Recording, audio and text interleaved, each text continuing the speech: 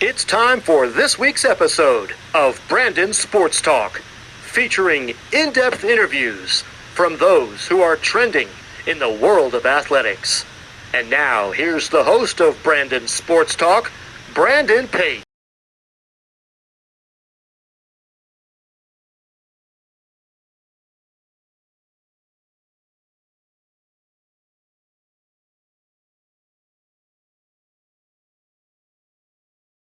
All right. Welcome back to Brandon's Sports Talk. In today's episode, I have the privilege to interview the USA bobsledder Mallory Tse. How are you doing today? I'm good. How are you? I'm doing good. Can you talk about how you knew that you wanted to start the sport of bobsledding? Yeah, I was just kind of randomly messing around with different sports. And I saw a couple CrossFit girls try it out, and I was heavily involved in the CrossFit community. So I was like, that was the right size. Roughly, I figured I'd audition for fun. And then I got invited to a rookie camp, and I just fell in love with it and kind of changed my whole life in one summer. What was it like going to the University of Indiana and Miami? So I had a different college experience than most people. I actually didn't play any college sports, and I took all my classes online. So I went to Indiana University and hardly lived in Indiana. I lived in Chicago and Atlanta and wherever else I wanted. And then Miami University was really cool because my classes were actually at Cincinnati Zoo for my master's program. So I've actually never been to Miami's campus. Every time I went to class, I went to the Cincinnati Zoo. So it's a little different, but I really enjoyed my unique college experience. Of course, as you talked about the zoo, what was that like, obviously being a former zookeeper? It's amazing. Not many people get to live out their childhood dreams. Every little kid's like, I want to be a vet or a dolphin trainer. And not many people get to actually do that. So it was a really fun time in my life where I got to be young and hang out with animals and try and save the world and, experience a lot of different things. How is that like, obviously being a former figure skater and then obviously getting into the sport of bobsledding? It's very different. It's very different body wise. It's very different culture wise.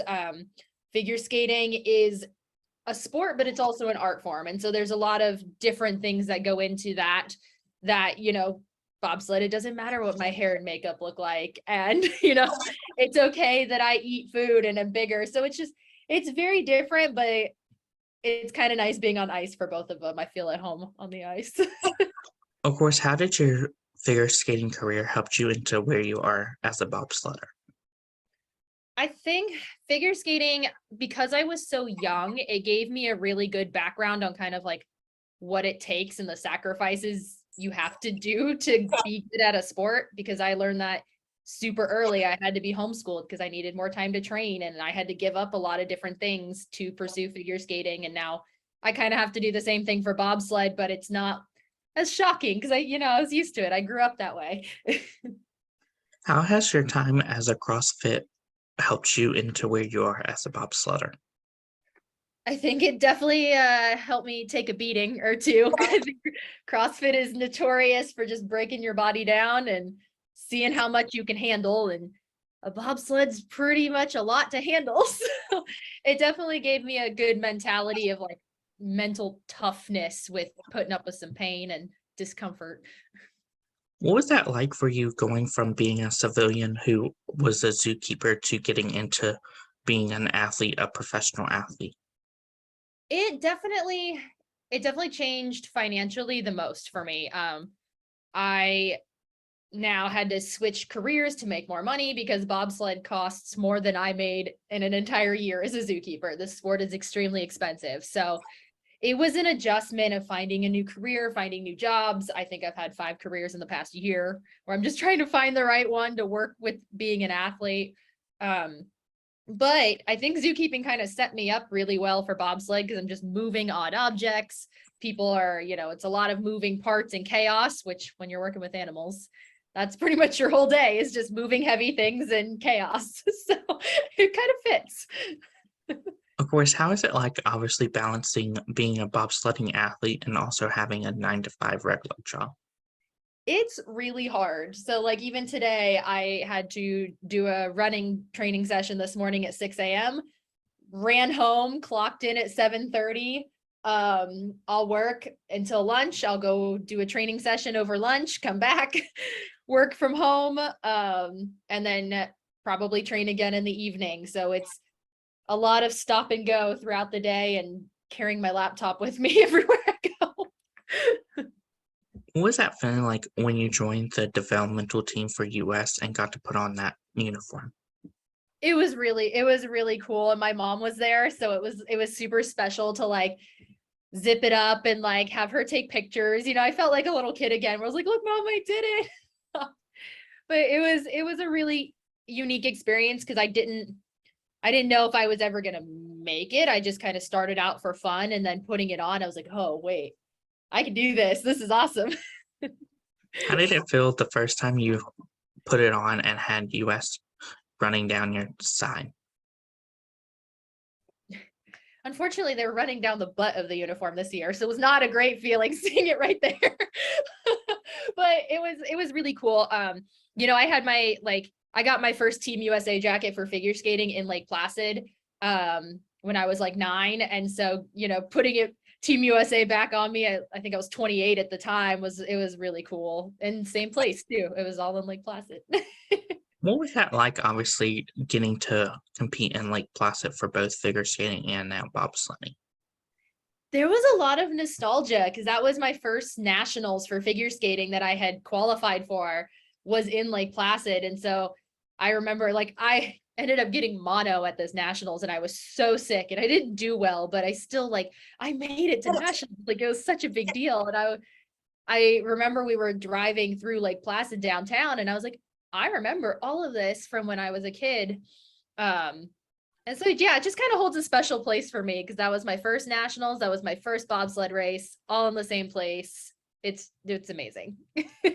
What was it like for you to get to compete in the US bobsled push championship? So I only did rookie push champs last year, which was really awesome because I had no expectations. I just went out, like I was literally dancing with my headphones on beforehand, trying not to think about it. So I didn't stress out. I was like, if I get last, I get last. And I ended up winning that, which was fantastic. And I think in like a month will be my first time in like big kid push champs where I get to fight for my spot against everybody else. So I'm excited for that. What is it like getting to train for the North American Cup? It was different. I was a little bit of a last minute addition to some of the races. So I was kind of not prepared. I had never actually been in the bobsled until our first qualifying run. No training runs, no nothing. So it was a little nerve-wracking, but also I had no expectations because I didn't know what I was doing. So I was learning as I went, and it ended up being a really good time, and we did pretty well. I was very proud of us. What were some of your favorite memories going back to Lake Placid for the North American Cup? I mean, getting to know everyone was awesome. I didn't get to spend a lot of time with them because I had just done rookie camp and they don't really hang out with us because they're not there. So it was really cool to get to know everyone. Everyone was super, super supportive. I had a couple unfortunate crashes where I got dinged up pretty bad and everyone was super supportive. And, you know, I just kept going back in. I was like, it's fine. You survive one, you survive them all. You get back in the sled. And then my parents came. So that was really cool. They drove 18 hours from Michigan to come watch my first races. So that was really exciting. Of course, as you talked about getting in the sled, what is that feeling like getting in the sled and going so fast around the ice? It's terrifying. Like I'm not an adrenaline junkie at all. I really like the technical aspect of bobsled, like the pushing and the fine details. But once I'm in the sled, it's scary. And I will be the first to admit it. Like it's scary, it's painful, it's uncomfortable, but it's 1 minute. And that's kind of, I close my eyes and I just repeat to myself as I'm counting the curves, like I can do anything for 1 minute. It's just 1 minute. And if we're doing really well, less than 1 minute. So Of course, what is that feeling like when you got to sit in the bobsled with Riley Compton? It was amazing. I trust Riley with my whole life. Like, so I will get in the back of her sled any day. I always know that she's a smart driver. She's a smart driver. She's a smart athlete. So I know that she's going to do her best every single time. And so it's kind of nice that I get a little bit of relaxation and safety because I know she's going to be looking out for me and, doing her best. Of course, what are some of your favorite memories so far in competing in bobsledding? Ooh, I mean, getting down the track on my very first race, like when we finished and crossed, and then seeing my parents was really, really cool. That was exciting. And then getting to race in Europe too, that was crazy because I really wasn't supposed to go, and then everyone got COVID, and then I had to go, and it was a whirlwind, but it's still one of my favorite memories, just kind of, us trying to make our way through Europe by ourselves. It's like a little group. How was that like, obviously getting to go to Europe and get to travel the world and see different countries like Asia? It's cool. I definitely hope to travel more this season. There's a lot of places in Europe that I still haven't gone, even though I've lived in Europe a few times just on my own. There's a lot of places that I haven't gotten to visit. So it's really fun. Like we went to Austria last year, and that was kind of one of the things on my bucket list. And I ate my weight in chocolate and pizza. It was fantastic. What does it mean to you to be a US bobsledder? I think to me, just being a high level athlete has always been something that's been part of my life. And it's been a really great experience to kind of reclaim that as an adult when I lost a couple of years to being sick. So to me, it just kind of means that I have persevered and I get to, try and live out my childhood dreams in another way. What is that feeling like living, as you said, living out your childhood dreams, being a bobsledder? It's cool because I feel like I haven't grown up, I'm 29 years old. I get to feel like I'm 9 again, just traveling the world and playing sports and having the best time of my life. I mean, I don't like to see the bill afterwards because I know I have to pay it now because I'm the adult, but it's still really, really fun. How is it like, obviously, having US bobsledder behind your last name and representing Team USA?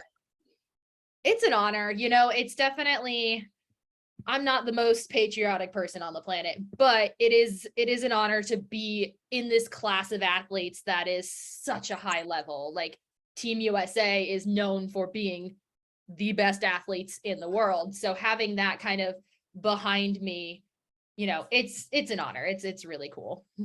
What are some of your game day rituals and routines competing for US bobsled? It depends on if I have to cut weight for the sled or not, but usually my whole thing is I deal with a lot of anxiety, and like being in the sled's scary. So I try as much as I can to just relax. And so I'll usually put on music and like kind of warm up dance in a way, just to like mentally take myself out of the space that like we're racing, it's intense. I'm like, nope, favorite music on. I'm going to dance around. I'm going to have some fun. Then I'm going to get in the sled. Because if I think about it too much and I sit there and I'm trying to prep, I will overthink myself to death. Who are some of the people that you look up to in the sport of bobsledding? I mean, besides like Riley, who got me into this sport, I definitely hold her in such high regard. I really like Alana Myers-Taylor. She's one of the best in the world. She is just a fantastic human to look up to as a mother, as an athlete, as just a person. She's amazing. And then, some of the like break women that they've been around, they're still racing, but they've been around a little bit longer than I have, that kind of took me under their wing and helped me learn things. So Emily Renna, Nicole Brungart, Jasmine, they've all been super, super kind to me on NAC and helping me. So I look up to them quite a bit. Who are some of your influential people in your career that have shaped you into the bobsledder you are? I think definitely for me, my husband has probably been the most influential person. He kind of gave me the green light, like, I think you should do this. It sounds crazy, but I think you should do this. So he's definitely, and he's the one who, takes care of my 7 pets when I'm traveling and, keeps the house running while I'm gone. So he's definitely influential, and my mom's always been a huge supporter. If I called her tomorrow and told her I wanted to be an astronaut, she would put me in space camp next week. Like, so she'll support anything I want to do. What are some of your future plans in the sport of bobsledding? So right now, because it's a post-Olympic year, a lot of it's up in the air. So I'm just trying to get through push championships and see if I'm still a development athlete, if I'm going to make national team, if I'm kind of in the middle, kind of figure out where I stand, since last year it was a little different with the Olympics going on. So the plan is there is no plan. Just kind of go through, see what races I get, see how far I can go, and try and stay injury free. That's the real goal. Of course, as you talk about the Olympics, what is that feeling going to feel like, obviously, when you make the national team and you have the chance to make the Olympics?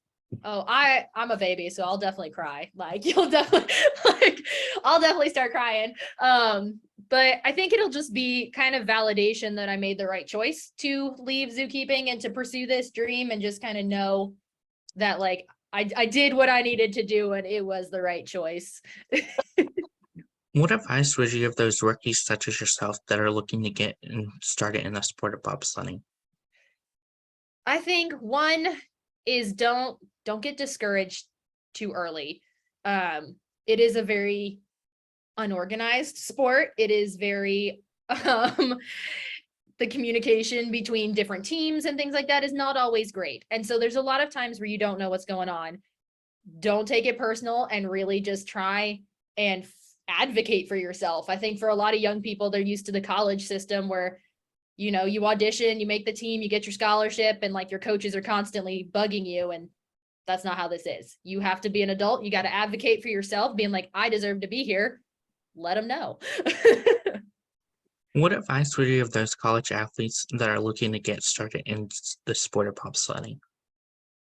I would say, for college kids, I mean, I would definitely say start prepping early, but don't audition till you're done with school. It's really hard to do both, especially if you still are running college track and things like that. It's hard. So I would say, know that you want to do this. And then as soon as you graduate, audition. Like, come hang out the day you graduate and you're done with your NCAA career. Come hang out, because it is really hard to do both. There are plenty of people who do it, but I think there needs to be a maturity level, and I think you need to have a time commitment as well, because it'll eat up your whole winter. What advice would you give those people such as yourself that are coming from a 9-to-5 job getting into professional athletes? Really lean on your support system. I could not do what I do and manage my schedule without a supportive boss, without my supportive husband, without, my pilot Riley and like other pilots who work with me looking out for me and my schedule. You need a solid support system, and you need to constantly have that communication with them in order to make your life, function.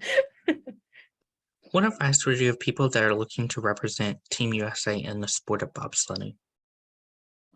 I would definitely say just persevere. I know there's a lot of people that think you have to look a certain way or come from a track background and things. And yes, they are beneficial. If you are 5'11" and 165 pounds and a fantastic track runner, you're probably going to be fast tracked to success. And that's amazing for you, but you can still be part of the sport if you are not that person. Like, I'm definitely not that person. So I would say, don't let it discourage you if you don't fit the mold. The molds are meant to be broken. Come hang out with us anyways. That's great advice. Where can my listeners find you at on social media? Yeah, so my Instagram is going to be Mallory, Mallory Tse. I have a fun last name, 93. And that's pretty much the main social media I use. I also have a really lame TikTok at Rhino Bobsledder. If you want to follow that, it's mostly dog videos, but high quality dog videos. Thank you again, Mallory Tse, for your interview, and best of luck in your future in the sport of U.S. bobsledding. Awesome. Thank you so much.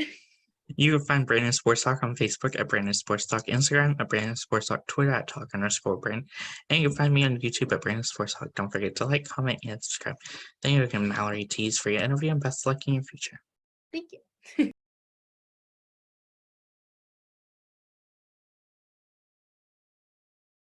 You've been watching Brandon Sports Talk. Please feel free to like, share, and subscribe to Brandon Sports Talk on social media and on YouTube.